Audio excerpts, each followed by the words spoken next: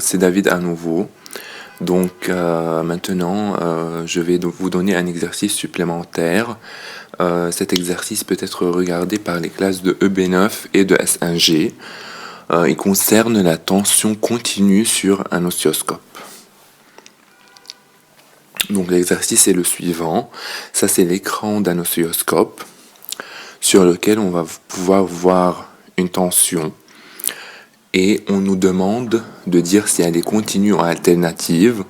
On nous demande de dire s'il y a une vitesse de balayage ou pas.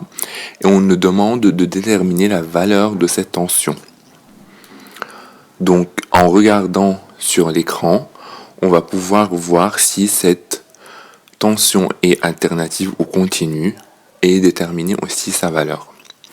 Donc pour mieux comprendre, je vous fais un petit rappel sur l'oscilloscope qui est un appareillage ou bien un instrument ou bien un appareil qui permet de mesurer la tension et en même temps de la dessiner ou bien de la visualiser.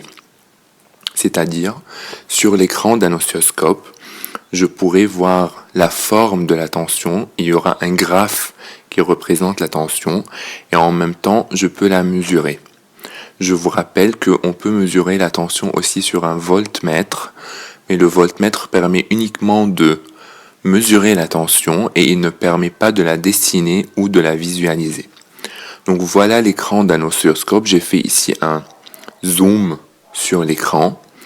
Donc il est représenté par des petits carreaux et il y aura deux axes. L'axe horizontal qui est l'axe des X, ici comme en mathématiques. Donc l'axe des X ici, il représente l'axe du temps. Donc sur l'axe des X, on lit le temps. Un carreau, par exemple, 1 seconde, 2 secondes, 3 secondes, 4 secondes, 5 secondes. Des fois, chaque carreau représente 2 secondes. Donc il y aura 2 secondes, 4 secondes, 6 secondes, 8 secondes. Ça dépend du carreau combien il représente. L'axe des Y, lui, il représente la tension. Donc aussi, un carreau peut signifier 1 volt, 2 volts, 3 volts, 4 volts. Si un carreau représente plus que 1 volt, c'est-à-dire par exemple si le carreau représente 2 volts, il y aura 2 volts, 4 volts, 6 volts, 8 volts. Donc sur l'axe des X, on lit le temps, sur l'axe des Y, on lit la tension. Quand j'allume l'oscilloscope, donc l'oscilloscope à l'allumage, il y aura au milieu, au centre de l'oscilloscope, au croisement entre les deux axes, il y aura un spot lumineux. Je représente le spot lumineux en bleu ici, qui est sur la valeur 0. Donc sur le point haut des axes des X et axes des Y au centre, et il représente alors le 0 parce qu'il n'y a pas de tension. Quand je mets une tension, par exemple si la tension est de 3 volts, donc 1, 2, 3, le spot lumineux, il sera ici sur le troisième carreau de l'oscilloscope. Donc il va monter de la valeur de la tension, mais sur l'axe des Y, parce que c'est l'axe des Y qui représente la tension, alors que l'axe des X, lui, il représente le temps, et donc du coup, on va voir le spot lumineux sur l'axe des Y. Alors, de combien de carreaux il va monter, ça dépend de la valeur de la tension et de la sensibilité verticale. Donc si la sensibilité verticale est de 1 volt par carreau, donc il y aura 1, 2, 3 volts ici. Si elle est de 2 volts par carreau, donc c'est 2, 4, 6 volts. Pour comprendre ceci, je vais mettre un calcul en bas. Mais avant, donc, on regardez le spot lumineux. Donc, si je mets une tension, il passe de 0 jusqu'à la valeur de cette tension de 3 volts par exemple, et il vient sur l'axe des Y sur 3 volts. Maintenant, s'il n'y a pas de vitesse de balayage, j'ai écrit ici sans vitesse de balayage, on va voir uniquement le spot lumineux sur la valeur de la tension. Par contre, quand il y a une vitesse de balayage, ce spot lumineux, il va faire un balayage selon l'axe des X. Donc parallèlement à l'axe des X, parce que l'axe des X, c'est lui qui représente le temps. Donc si je lui donne une vitesse à ce spot, il va faire des va-et-vient parallèlement à l'axe des temps, parallèlement à l'axe des X. Et donc du coup, au lieu de voir un spot, comme il fait des va-et-vient ici sur cette droite, on va plus voir un seul point, mais on va voir une droite parallèle à l'axe des X. Mais pour la valeur de la tension, elle reste la même. Donc si ici c'est 1, 2, 3 carreaux, ici ça va rester 1, 2, 3 carreaux. Mais au lieu de voir un seul point, un seul spot lumineux, on va voir une droite lumineuse, qui est la droite que j'ai représentée ici. Concernant le calcul, donc ici, j'ai dit si la sensibilité verticale que je note SV est de 1 volt par carreau, donc ça sera 1, 2, 3 volts pour cette tension. Donc, si c'est 2 volts par carreau, donc cette tension sera 1, 2, 3 carreaux, et chaque carreau c'est 2 volts, donc 2, 4, 6 volts. Si la sensibilité verticale est de 10 volts par division, ou bien 10 volts par carreau, donc ça sera 10 volts, 20 volts, 30 volts pour les 3 carreaux.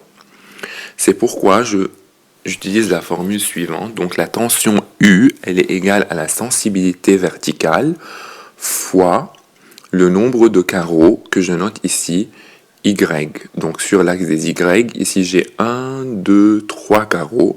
Donc ici Y, elle est égale à 3. Donc 3, 3, 3. Alors que la sensibilité verticale, elle peut changer. Je peux la changer sur les boutons de l'oscilloscope. Donc si je choisis la sensibilité verticale de 1 volt par division, la tension ici sera, donc sensibilité verticale 1 fois Y, donc le nombre de carreaux, 1, 2, 3 carreaux. Donc sensibilité verticale 1 fois 3 carreaux égale à 3 volts. Si la sensibilité verticale est de 2, donc ce sera la sensibilité verticale fois le nombre de divisions, donc sensibilité verticale fois Y. La sensibilité verticale est de 2, donc 2 fois 3 carreaux, donc 6 volts. Si elle est de 10, donc ça sera 10 fois 3 carreaux, et ça sera 30 volts pour cette valeur de tension que je vois ici. Ici, la tension est observée avec vitesse de balayage, une grande vitesse de balayage. Le spot fait de va-et-vient, et donc du coup, des va-et-vient, et donc du coup, je vois une droite au lieu d'un seul spot lumineux. Pour les valeurs, je fais le même calcul. Donc pareil, sensibilité verticale fois Y. Y ici est de 3, une division, deux divisions, 3 divisions. Donc ça sera 2 fois 3, 6 volts. Si la sensibilité est de 5, 5 fois 3, 15 volts. Et si la sensibilité verticale est de 10, 10 fois 3 égale 30 volts. Maintenant, cette tension est-elle continue ou alternative? La tension ici, elle est continue. Pourquoi? Parce que si je regarde cette droite, donc l'axe des X et l'axe des temps, pour ce temps-là, j'ai 3 volts. Pour ce temps-là, j'ai 3 volts. Pour ce temps-là, j'ai 3 volts. Pour le temps ici, j'ai 3 volts. Pour le temps ici, j'ai 3 volts. Elle est constante en fonction du temps. Elle ne change pas en fonction du temps. Alors, regardez cette tension maintenant. Celle-ci, pour ce temps-là, le premier temps ici, elle est de 0. Pour ce temps-là, elle est de 2 volts. Pour ce temps-là, elle est de 0. Pour ce temps-là, elle est de moins 1. Pour ce temps-là, elle est de 0. Pour ce temps-là, elle est de plus 2 volts. Pour ce temps-là, elle revient à 0. Donc, elle change en fonction du temps. C'est pourquoi elle est alternative variable. Celle-ci, elle reste constante en fonction du temps. Donc, c'est une tension dite continue. Donc, si on revient à notre exercice maintenant, regardons les questions. La tension qu'on voit est-elle alternative ou bien continue? Bon, elle est continue parce qu'elle est constante au cours du temps. Elle est représentée par une droite parallèle à l'axe des X. Donc, elle est constante continue. La justification, c'est parce qu'elle est constante en fonction du temps et elle est représentée par une droite parallèle à l'axe des X. Question 2. Y a-t-il une vitesse de balayage? Oui, il y a une vitesse de balayage parce que s'il n'y a pas une vitesse de balayage, on aurait vu un spot lumineux et non pas une droite lumineuse. Ici, comme on voit une droite lumineuse, donc il y a une vitesse de balayage. Troisième question, déterminer la valeur de la tension.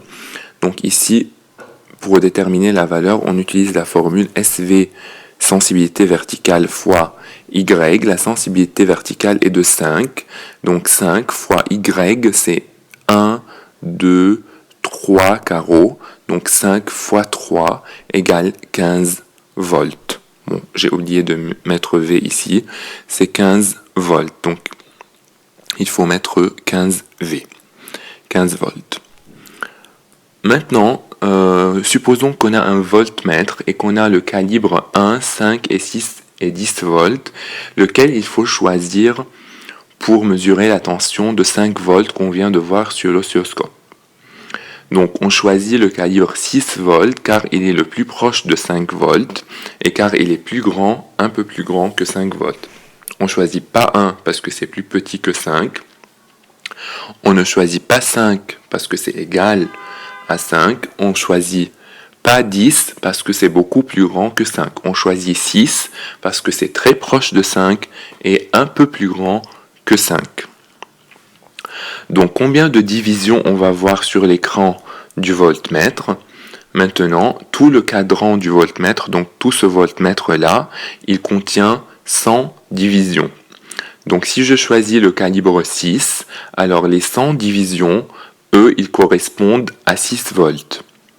Donc je répète, si tout l'écran du voltmètre comprend 100 divisions, et que je choisis le calibre 6 volts, donc 100 divisions correspondent à 6 volts.